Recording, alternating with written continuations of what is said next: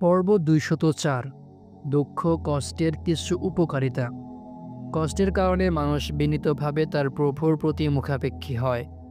কেউ একবার বলেছিল, আল্লাহ কতই না পবিত্র, তিনি বান্দাকে কষ্ট দেওয়ার মাধ্যমে দোয়া করান।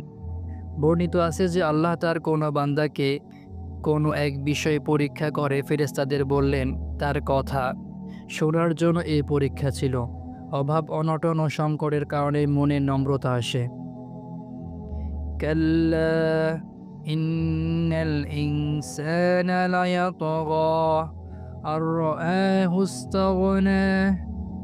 বরং মানুষ নিশ্চয়ই সীমা লঙ্ঘন করে, কেননা সে নিজেকে অভাবমুক্ত দেখে বা স্বয়ং সম্পূর্ণ মনে করে। সূরা আল আলাক।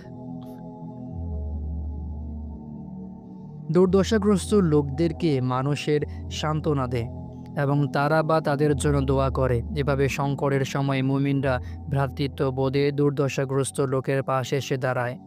একটি মুসিবত বড় আরেকটি মুসিবত থেকে রক্ষা করে বিদায় মুসিবতগ্রস্ত লোকের কৃতজ্ঞ হওয়া উচিত। অধিকন্তু বিপদ আপদের কারণে অনেক পাপ মোচন হয়।